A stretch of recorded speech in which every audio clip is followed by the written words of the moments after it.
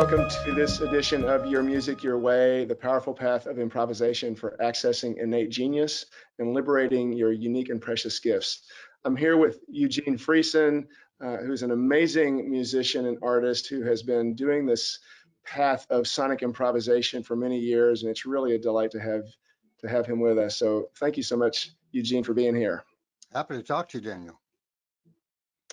The context that we come together around is a very confusing and disturbing and challenging world. You know, we're currently in the midst of more and more news each day about this virus, news about the political situation, news about things that are ways in which the systems and norms and agreements that we've had that have held us together for generations are shaky and uncertain.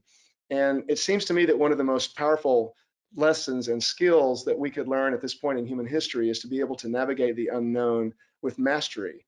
And there are people who have been consciously pursuing that path for many years, and it's people who improvise. It's people who are on stage and they're improvising comedy, or they're playing a jazz solo that they've never played before, or they're engaging in some process that encourages them to really pay attention to how to navigate this space of unknown in a way that they can navigate it. It can become a creative process and actually engage more of who we really are.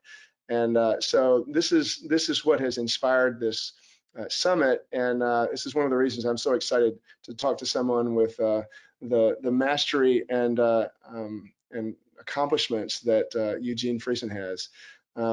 Eugene is a 4-time Grammy Award winner who is active internationally as a concert and recording artist, composer, conductor, and teacher.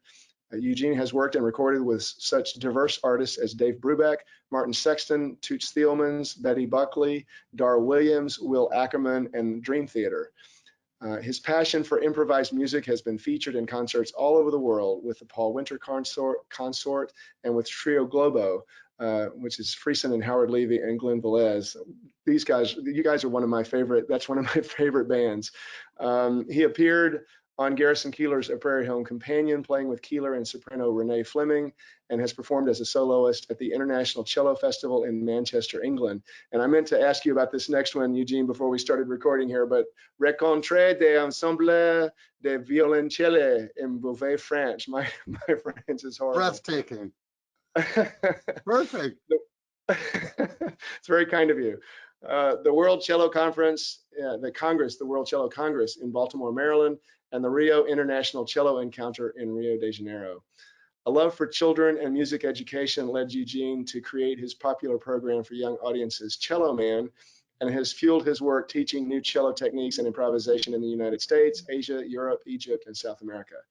His book, Improvisation for Classical Musicians, was published in 2012 by the Berkeley Press and Hal Leonard. Recording credits include 8 albums of original music, more than 30 CDs with the Winter Consort, and hundreds of tracks featuring his rapturous cello playing on instrumental albums, films, and television scores. Eugene is an artist in residence at the Cathedral of St. John the Divine in New York City and on the faculty of the Berklee College of Music in Boston. And he's here today to talk with us about listening, the art of presence. So again, welcome, Eugene. I'm really excited to engage in this with you. Thank you so much, Daniel.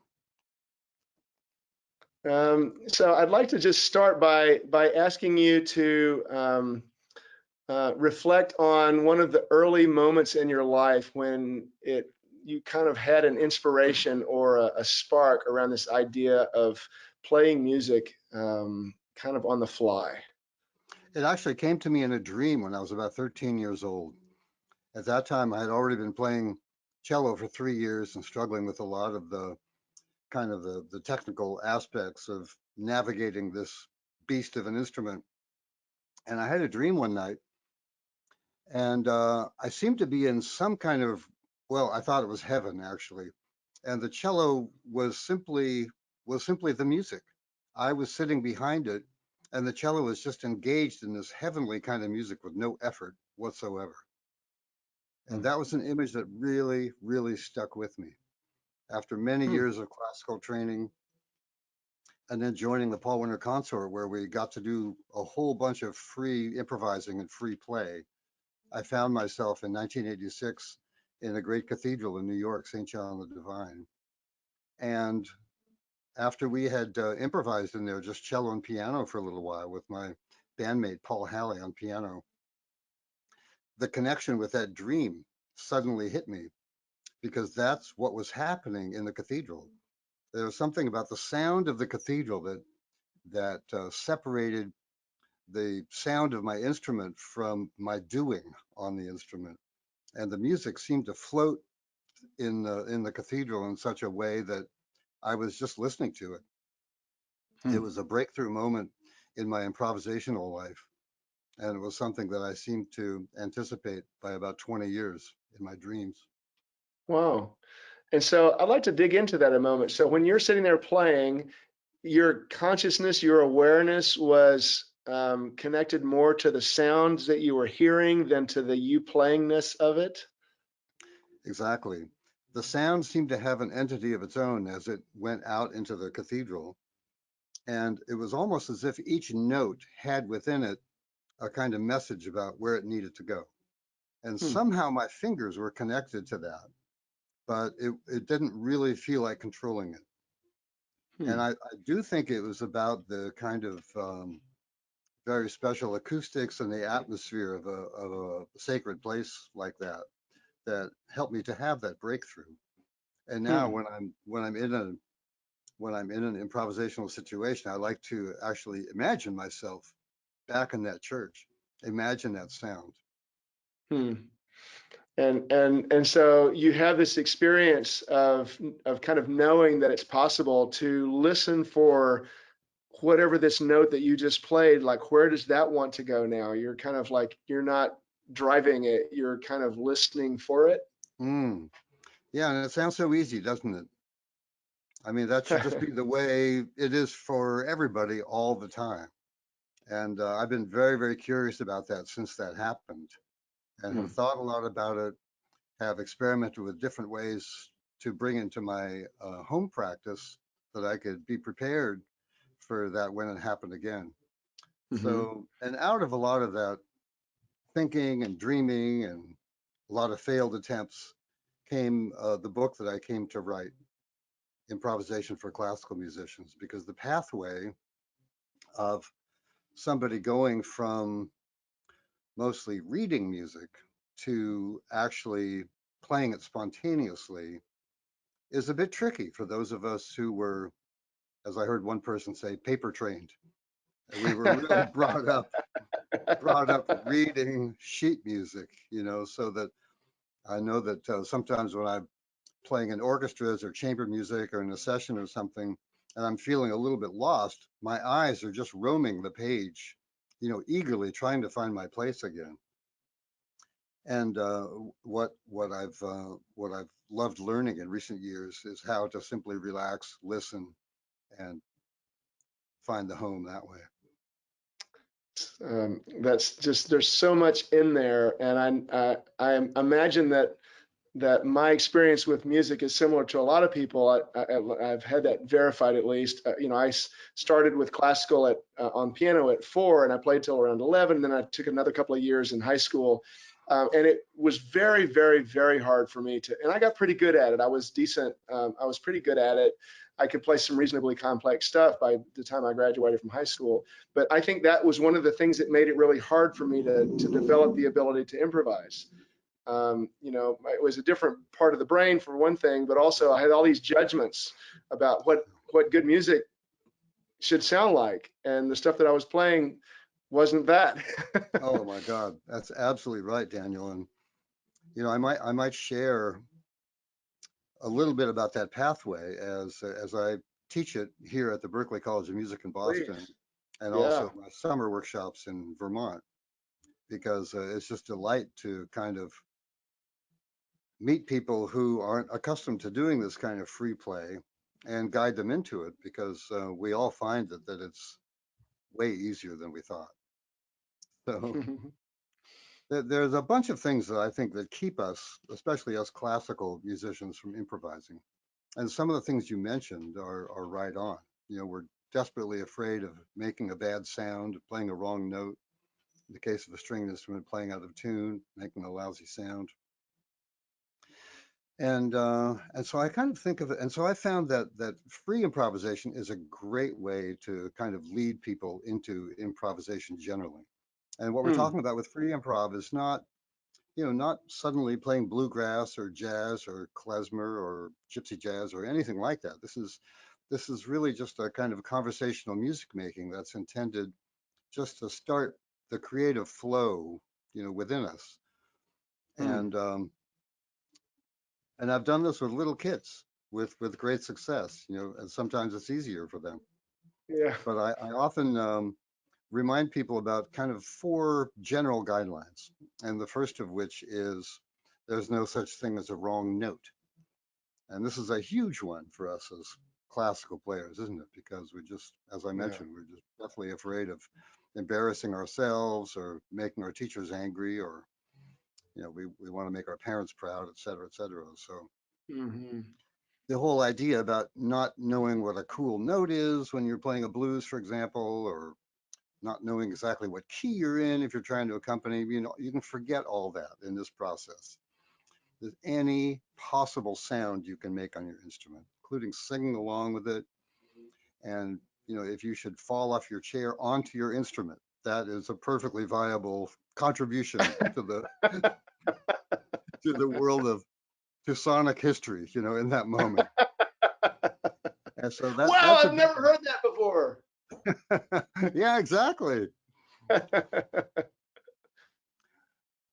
And So what's the and second? the second guideline is that you don't have to play well to improvise well. I mentioned I've had really pleasing kind of musical exchanges with little kids who just picked up an instrument recently, or even people who are trading instruments and playing something completely new for the first time. There's something about a spontaneous reaction you have on an instrument that can be really, really valuable.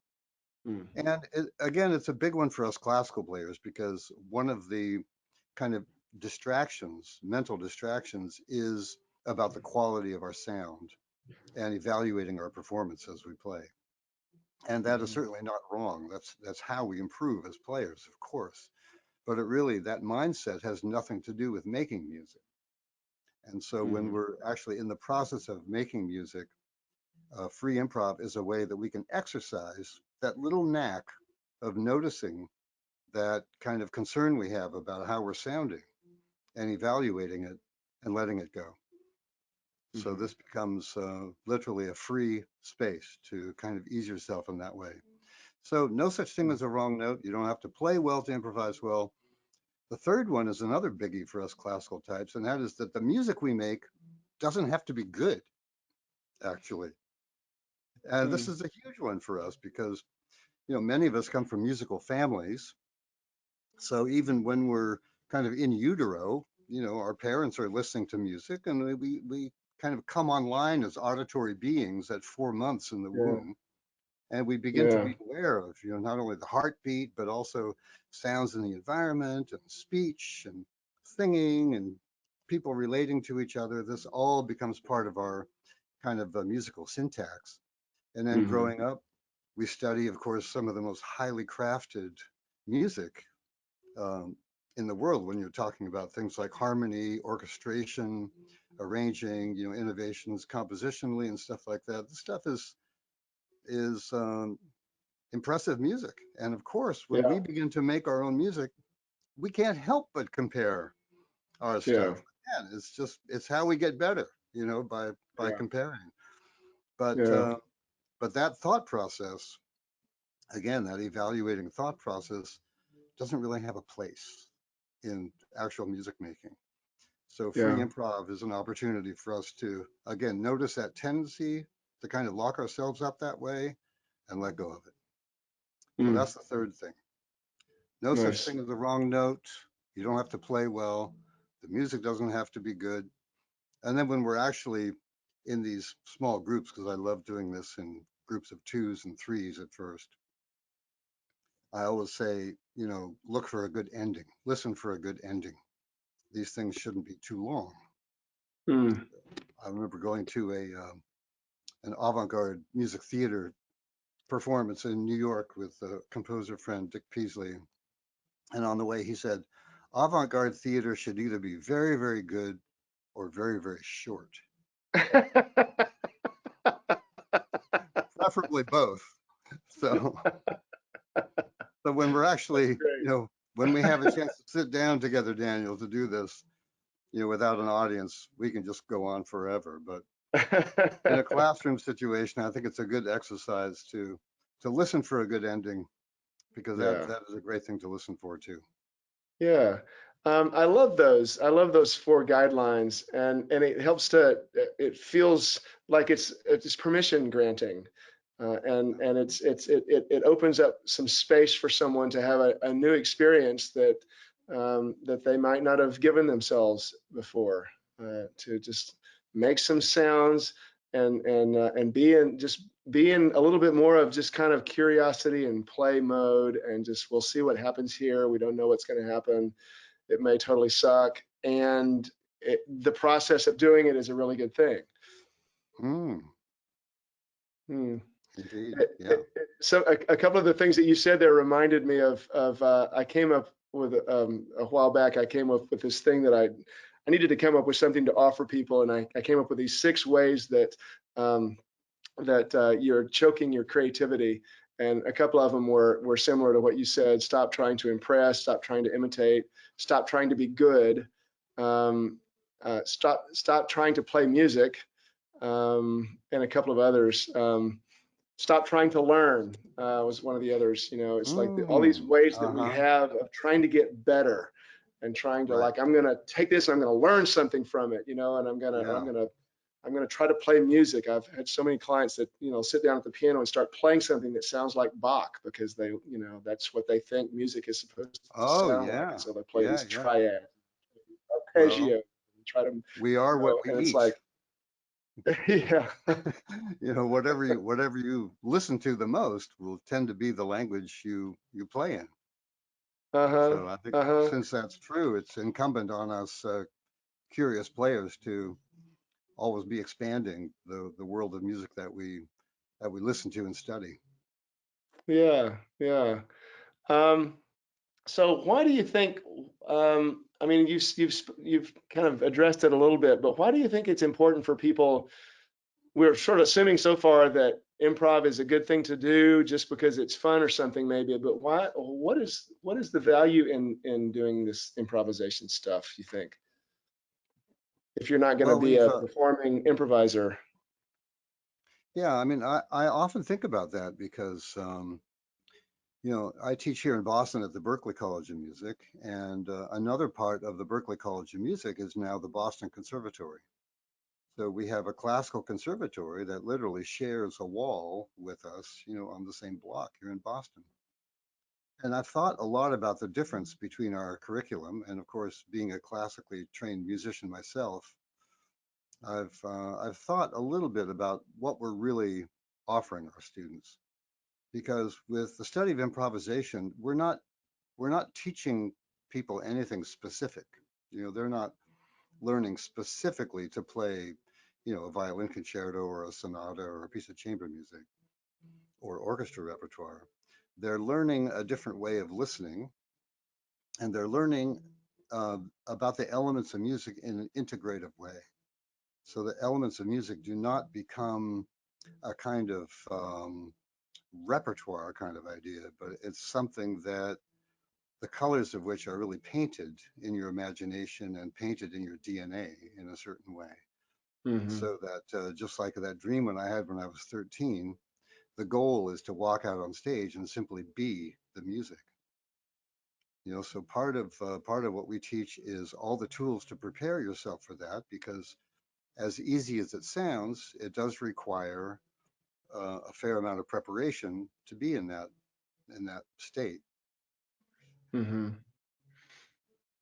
And so from that standpoint, what struck me when you said that about going out on stage and being the music, and a lot of times just the work that I do with folks is, it seems to be the hardest part is letting go of the stuff that we think we know, and the strategies that we've used to survive or, be safe or to be competent to, to this point, and like letting a lot of that stuff go and like learning how to be present in the moment and be Mm, able to listen to yeah, ideas or listen to some inspiration or listen to like just being willing to be vulnerable and hear and like, okay, I'm going to try this note and then I'm going to do this thing and whatever. yeah.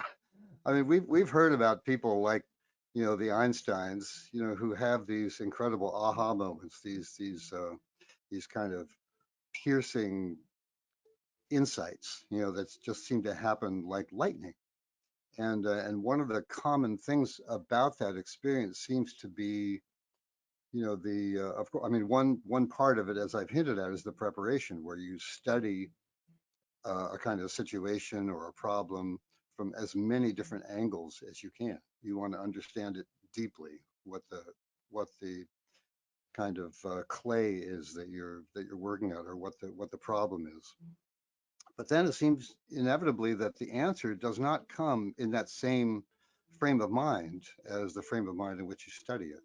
It seems to happen, with people are taking a warm shower, or walking on the beach or hanging out with their dog. There's Hmm. this is something else that the mind really needs, including rest, where there's a process going on there, where when you put yourself in an unusual mental state, that some of those connections can be made intuitively. But Hmm. it does take a fair amount of preparation, I think, to get to those intuitive breakthroughs. So, why do you think that, like when I came, part of my story coming up was that I really, my brother was a jazz fan and we listened to a lot of jazz music in my house, and so I was a huge Oscar Peterson fan and Jimmy Smith and some of these people, and I loved it and I wanted to be able to do that, but even when I started taking from my brother's friend who was a jazz piano player when I was in high school, he would not teach me to improvise because there was this idea that you had to have some certain level of expertise with the notes on the page before. And maybe that was just because of his experience in college that you had to do 101 and 302 and whatever before you could get to the jazz improv class. Hmm. But why do you think, or what would you say, I guess, about this idea about when you talk about preparation? Is that preparation about the map of music theory and that kind of preparation, or is it, what kind of preparation are you talking about? I think it varies on the kind of music that you're interested in, and the kind of learner that you are. When I first started teaching here at Berkeley 20 years ago, I was of the opinion that in order to play the cello, you really needed to have a background playing some of the famous etudes and solo suites by Bach. And I felt like those things were really Part of the necessary basics. prerequisites. Yeah, yeah, the Yeah. basics. But I don't believe that anymore. I've seen miracles happen with students who really just aren't interested in that and never were. And they have a novel approach to the cello, and sometimes, some pointers from the classical world do help them balance themselves on their instrument, but they also have a fearlessness and an inventive approach to the cello that I envy. Hmm. So it really varies for each person. For me Hmm. personally, you know, practicing like a jazz player practices has helped me tremendously to identify what I'm hearing, that especially Hmm. playing in more harmonic contexts and playing in more jazz kind of context. For me, as a classically trained musician who mostly read until I was about 30 years old, read music that is, going into being more of an ear musician has been a lifelong process that I'm still Hmm. engaged in. Hmm. Well, music certainly, there's a never-ending road there, isn't there, of Yeah, yeah, for exploration sure. Yeah. and learning. Yeah, but this, So, this, I love this kind of area that the conversation has taken, because again, I mean, I mentioned Einstein a couple minutes ago as a kind of intuitive problem solver and somebody who came up with some extraordinary insights. I mean, he really considered himself to be a mystic. And I think that is a huge part of the process, is kind of exploring this kind of world that doesn't necessarily make sense to our analyzing brain. In Hmm. fact, I found this when I was thinking about this. I want to read this quote by Einstein. Can we take a second for me to find this? Sure, sure, absolutely. And this is one of the things that I find fascinating in terms of the gift that that people who have this experience improvising can offer us all. We're faced with such profound problems on the planet now, and it strikes me that there could be some um, real gifts from this awareness of how to navigate the unknown the way you've been pursuing it for so long. Exactly right. And I would love to, you know, talk a little bit more about how we get there and some of the kind of unusual things that we can engage in order to find that. Still looking for this Einstein quote. I know it's close by. Is it about imagination? No, it's about mysticism. He said, I was just looking at it. Sorry, just ah, a second. he then it won't be thunder if I say he said imagination is more important than knowledge. That's really good. Yeah, well, I'm Oh, I'm you're not coming freezing up up with it there. right now, but the long and the short of it is about his kind of sense of awe that he experienced, in the face of some of the truths that he was uncovering in his work, and Hmm. how it was nothing short of a religious feeling for him. That this kind of mysticism he found was at the very root of science. It is fascinating. Hmm. So for him, it was a process that he could engage in with some level of intentionality Yeah, and yeah, oh. exactly right. Yeah. And so talk for a minute about how you think these skills and these abilities can transfer to other aspects of life.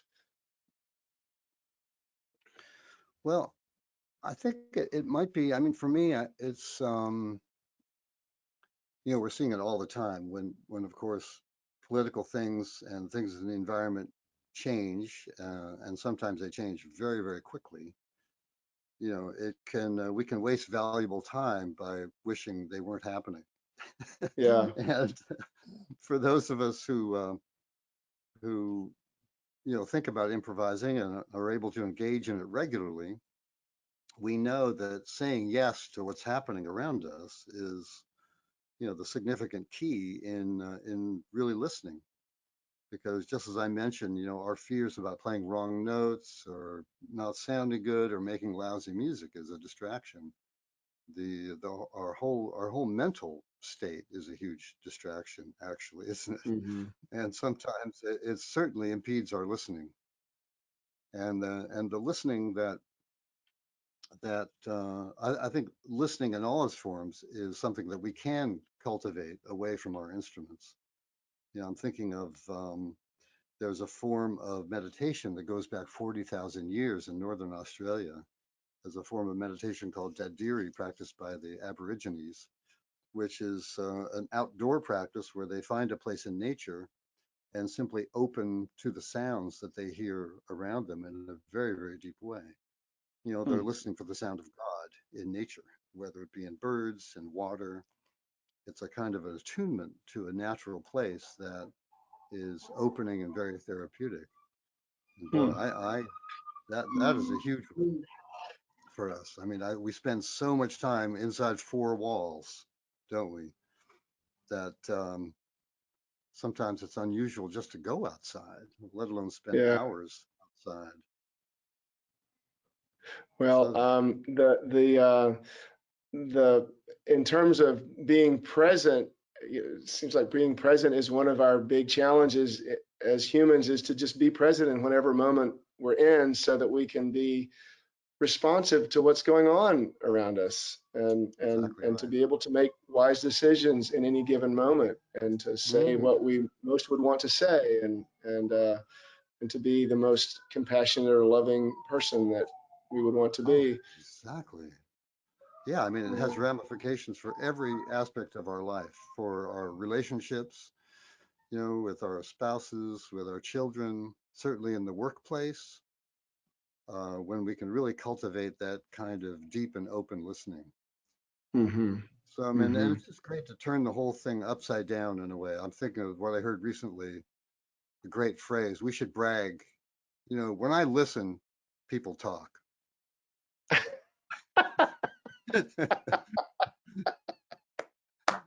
It'd be great to have that kind of powerful listening that really Yeah, encouraged the quietest voices, in a community to I chime love up. that.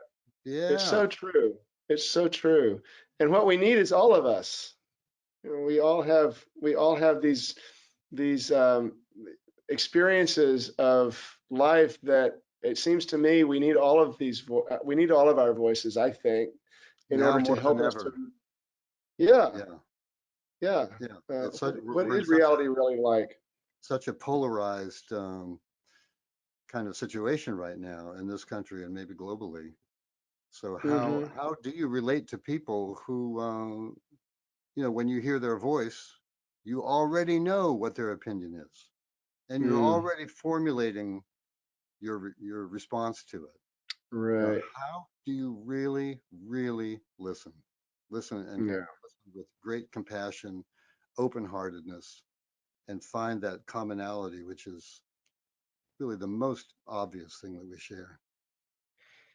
Yeah. And when we can find that commonality, then we can go, oh, this is who we are, and this is how Mm, we would prefer to proceed. indeed.